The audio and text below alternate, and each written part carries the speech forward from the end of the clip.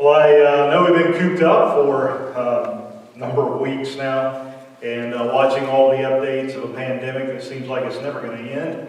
It seems like it's going to go forever. It is not. We're going to be back out soon enough in the right time. Let me just ask you, so having been cooped up like you have been for the last few weeks, has it crossed your mind, man, how incredible would it be to just be able to get away to a deserted island someplace and get away from the news, get away from people right now, and just go out and enjoy some time alone. Let me get you to think about it like this. Have you ever envied a bird, which may not have crossed your mind at all, but have you ever looked at a bird and thought, man, how incredible would it be to be able to get out and just, anytime that I choose, I can fly to the treetops, or I can fly to a high rock someplace and simply hide there, able to escape the pressures, able to escape constant news about COVID-19, even maybe to change gears a little bit, maybe even to escape some of the mistakes I've made,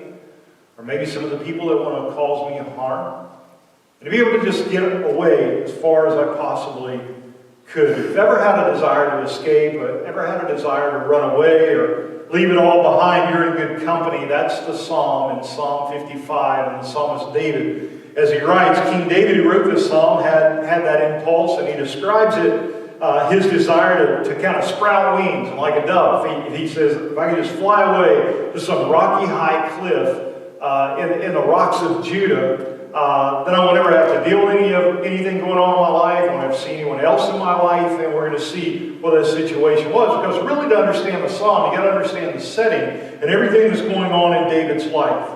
And when you understand everything that's going on in David's life, you suddenly see how contemporary or how relevant this psalm is to where we are today. David was the second king of Israel. When he was a young shepherd, God sent his man Samuel to go and to anoint David as the next king. But there are going to be years that are going to pass before David's actually going to take that role. So as a very young man, and the story that many of us remember about David, as a very young man, he goes out on behalf of all the Israelites. He fights this giant Goliath, and he defeats Goliath. God's empowering him to be able to do that, rescued the entire nation of Israel. And as a result of that, Saul, the guy who was the king at the time, became very jealous of David's popularity, as people had seen the song of Saul had killed his thousands, but David has killed his tens of thousands. And so a lot of jealousy and rage and anger began to take over Saul. And Saul chased David basically out of town. He was trying to kill him. Eventually Saul is killed in battle, and David becomes king.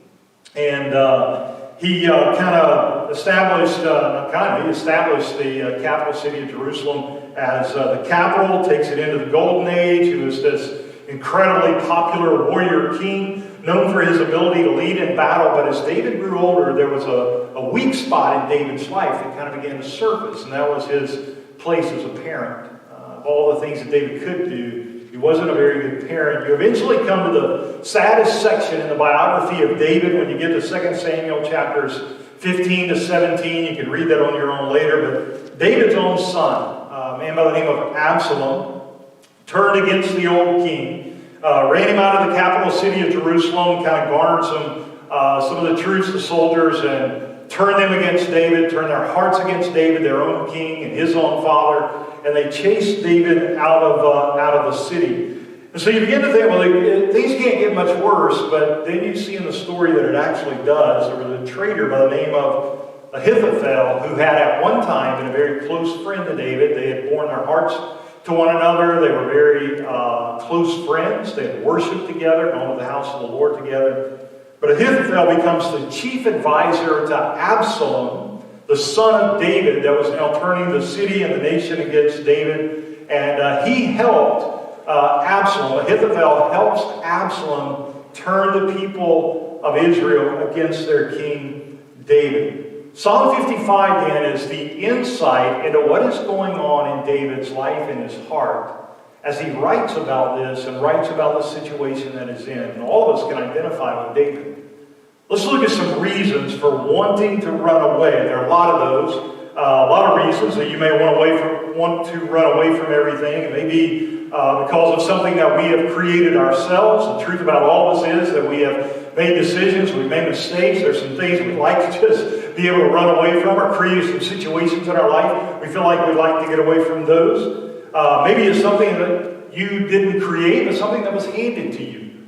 All of us are walking through a situation right now. We didn't create a pandemic, but it's something we're all walking through together and struggling with, and how are we responding. And some have lost jobs, and some have struggled through some health issues, but whatever it is, this is something that's handed to us. We didn't create that. Or maybe it's a situation that's kind of been thrust on you by something somebody else has done to you. And so a lot of different reasons. Maybe it's because of your disloyalty to God. You find yourself in a difficult situation because you were not obedient to God. Or maybe you find yourself in a situation because you were obedient to God. And sometimes that even gets us into some tough spots. So I say all that to say sometimes it's a mix and a mixture of all of those together that just makes the situation, makes life a place. We just want to get away to a deserted island, or maybe like David, like a bird, we would just like to fly away and get to the treetops. That's really what happens in the life of David. He had been loyal to God. Remember, he had been the one that God had looked down on in his youth. And God has said, I want that guy right there. When Samuel didn't understand, when the prophet didn't understand why God might have chosen David, God says, because I look at the heart. You're looking at the outside, you're looking at the appearance, but I'm looking at his heart. And God says, that one right there has the heart of a guy that I want to be able to lead my people and lead my nation. David had written some great psalms already in his youth. But remember, also there had been some sin. There had been some disobedience in his life that created some family dynamics, that things kind of began to run off the rails. It eventually led to Absalom, his son's rebellion against his own dad. And in the mix of all of that, what he had done to himself, what others had done to him, his loyalty to God and his disloyalty to God, in other words, all of life now kind of beginning to stack up. And David comes to this place in Psalm 55 where he writes about, you know what, I just want to get out of here. I don't even want to live in a situation like this. So look at some of the reasons David gives, some of the reasons we might want to run. First is internal, how we feel. And David says, here's the first one. In verse 1, he says, it's when you feel abandoned by God. David said in Psalm 55, verse 1, he said, God, listen to my prayer and do not hide from my plea for help. I can't think of a worse feeling in all the world than to feel like God is not listening to my prayer, or even worse than that, if God hears my prayer and listens to my prayer, but God is not answering my prayer, he's ignoring me. So why would David feel that way? I think every time David looked at Bathsheba, with whom he had had an affair, it haunted him. He remembered not only the affair, but he also remembered setting up her husband Uriah so that he's killed on the front lines of battle. And I think that had to play on his conscience every day. And so David internally is wrestling with some things. Maybe you this morning, you feel like, man, I've gone too far. I've sinned too big. I've been involved in this for too long. And we know that sin separates us from God. And so it's just kind of this weight that is constantly in our life. And so as your world seems to be crashing in, as David's was, he's thinking about this in his mind. Maybe you feel like running away from God because you think God's not listening to your prayer, or if God is hearing my prayer, God is ignoring my prayer. So there's some things internally, and feeling abandoned by God is certainly one of those. And maybe you feel that way this morning. Second, notice emotions play havoc with us. David is running away from his son and his best friend. And he says in verse 2, David says, I am restless and in turmoil. The word restless is an interesting word. That word restless is a word that refers to an army that has now been demoralized to the point that they are running, they are scattered in every direction. In this case, David is referring to his thoughts. And he says, my thoughts are like an army that's been demoralized to the point they're scattering everywhere. I just can't get my thoughts together because they're racing through my mind faster and faster, so fast now that I can't even concentrate. Maybe you this morning feel the same way that David did. You get in a situation that's kind of knocked you down, or maybe you feel like it's coming at you from all directions. And you're not really sure what's the next step to take, and your thoughts are racing so fast, you say, I can identify with David. I can identify with not being able to organize my thoughts and kind of get some things together. That's where David was. Even to the point in verse 5 is a description of something we might call today, we might call it a panic attack. Look down at verse 5, Psalm 55. David says, "Fear and trembling grip me. Horror has overwhelmed me."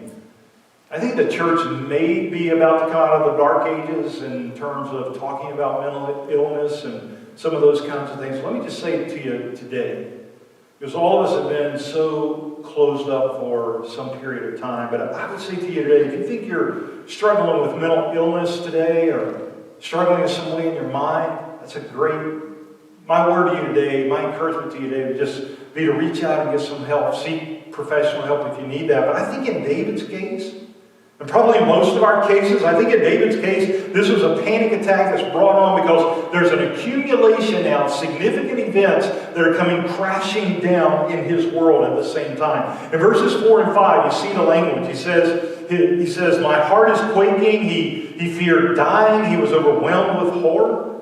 And you can imagine this man that had walked with God, had written some of the great Psalms of praise. We talked about one of those last week in Psalm 103 as we talked about praising God even in the midst of a pandemic. Well, that was the words of David. He's been anointed by Samuel. Samuel, the prophet of God. He had gathered all the materials for the great temple that was going to be built. And now all of a sudden in his life, all of that is now gone. Even his family is shattered. The city that he had built, the empire over which he had reigned, the soldiers that had fought alongside of him now turned against him. And David basically says, I'm shuddering everywhere. I feel like I just can't get my thoughts together. It was the idea of what we might call a panic attack, everything coming in. And some of you this morning feel the same way David did. This kind of this overwhelming sense of, I'm not really certain about my job. I don't know what it's going to look like when we all get back out there together and how all of this is going to come together. I'm not sure about my own health. I'm not sure about my parents' health or my children's health. I'm not able to go and sit down and talk face to face as I might like to do with some friends of mine. My emotions are overwhelmed. I mean, you start to stack everything in on top of what's happening right now. And we think to ourselves, man, if only I could run away. Maybe it's not inwardly, maybe it's some things outwardly, the opposition. Look at general threats, just threats in general. Look at this. David fled Jerusalem. Now he's looking back. Look at the end of verse 9. The end of verse 9 says, "For I see violence and strife in the city." Verse 10, "Day and night they make the rounds on its walls. Crime and trouble are within it. Destruction is inside it. Oppression and deceit never leave its marketplace." The walls of the city in David's time were its defense. They were the protection of the city. But he says in Jerusalem, there's actually violence and crime down there that are walking the edges, walking the tops of the walls. Destruction that is there.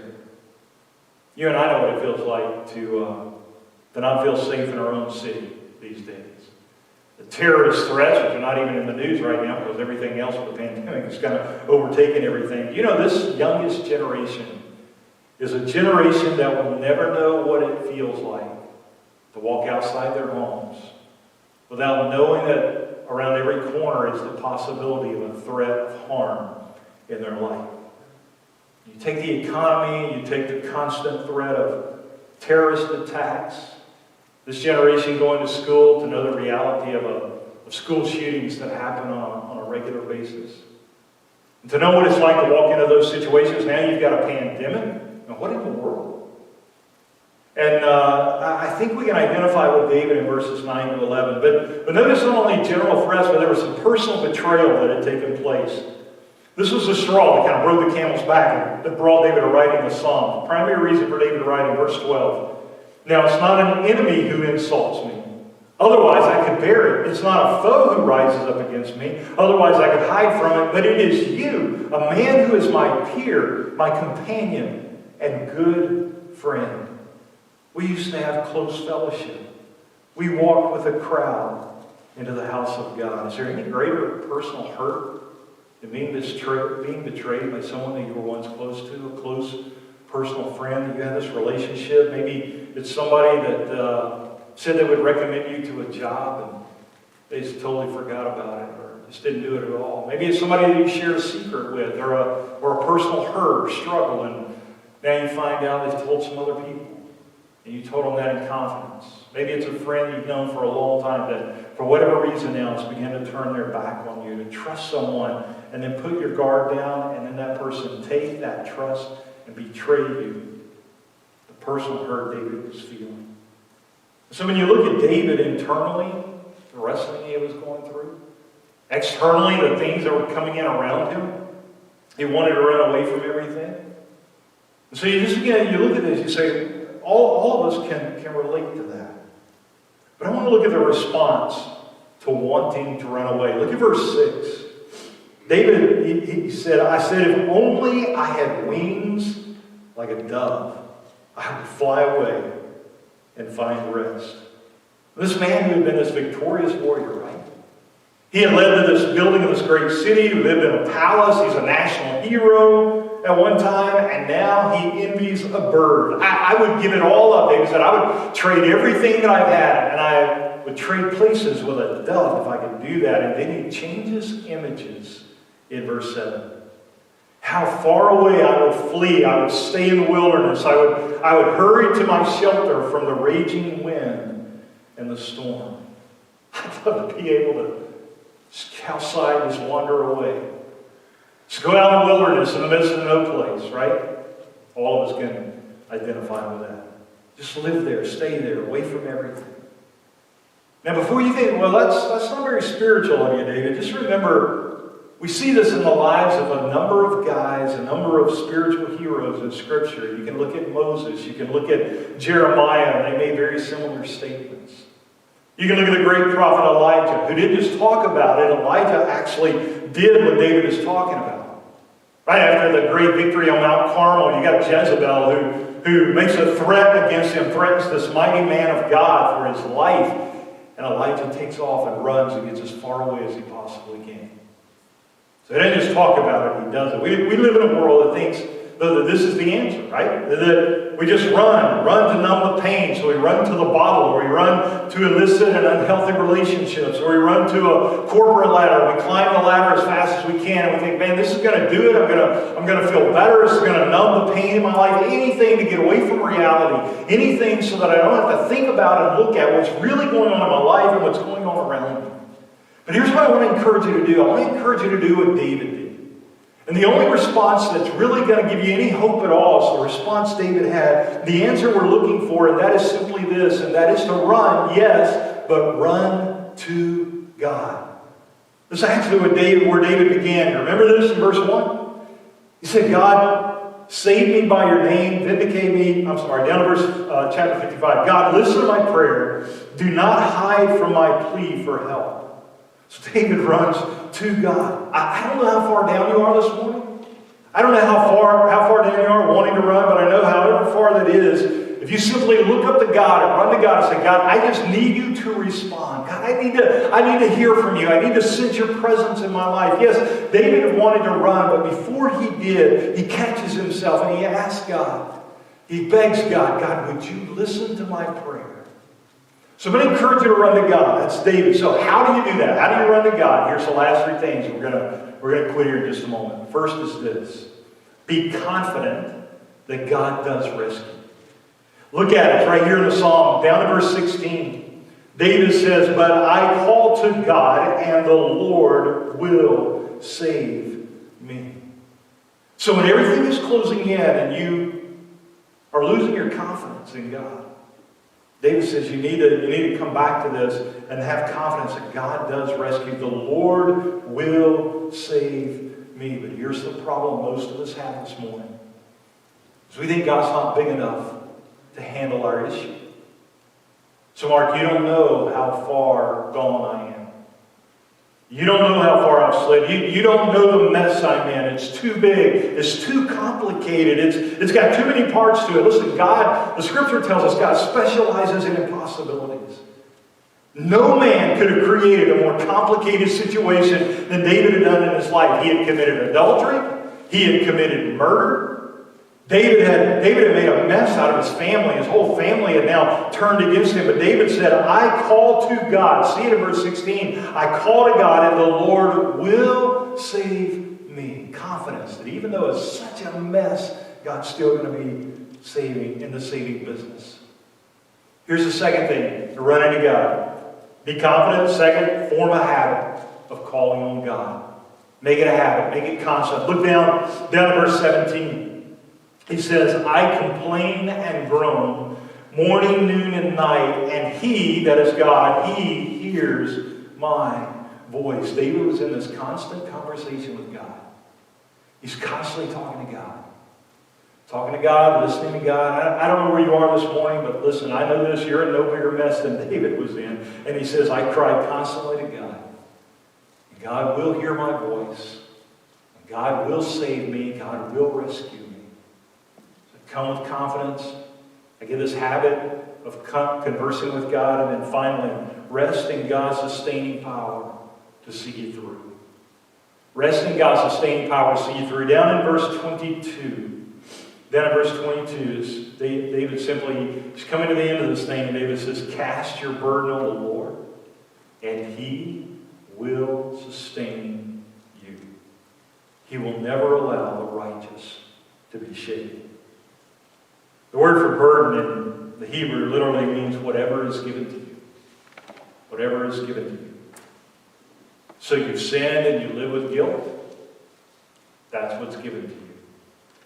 You've been loyal to God. You've been obedient, but you still find yourself paying a price.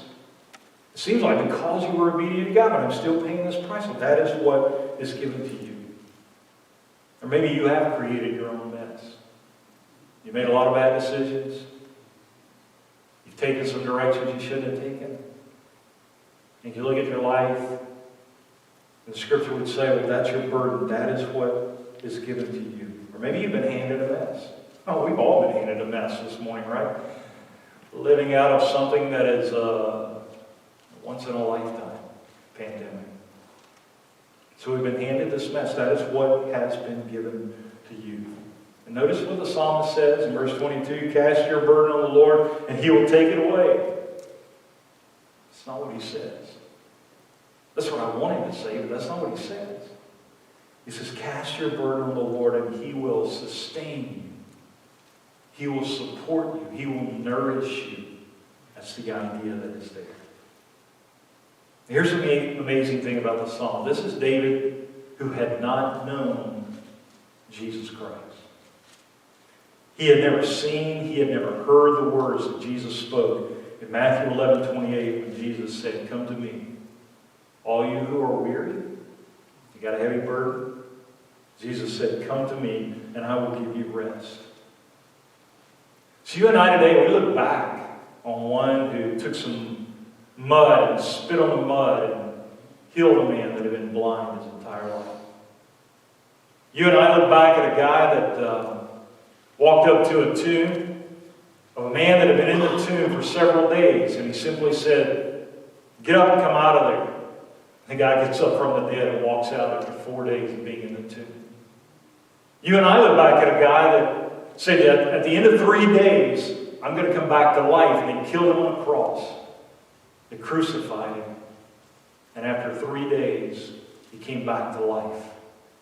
Lives today seated at the right hand of the Father in heaven.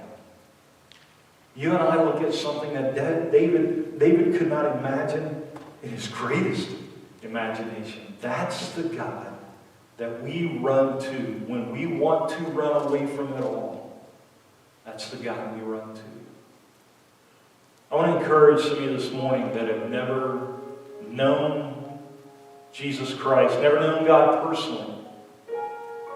Maybe take that step of faith today. You say, I'd like to know Him. I'd like to be in a relationship with Him. I'd like to experience the way that David did, and I want to encourage you to give your life to Him today. Or maybe for some of you this morning, you've got that sense of, I'm drowning here. I need to get out of this. And to just give your life to Him, and trust Him. I'd say to many of you today, what do you have to lose? You tried it your way. see where you are. You see where it's gotten you. So I would just encourage you today to consider giving your life to Christ. And others of you today just need to be encouraged. I would encourage you with this song. I know what it's like to just want to run away. I know what it's like to I just want to get away from all of this mess. I think all of us know what that's like today. Just trust Him and know that He's going to rescue you. Make it a habit in your life to have these conversations with Him, and then just trust that God's going to sustain you. He's going to nourish you through all of this.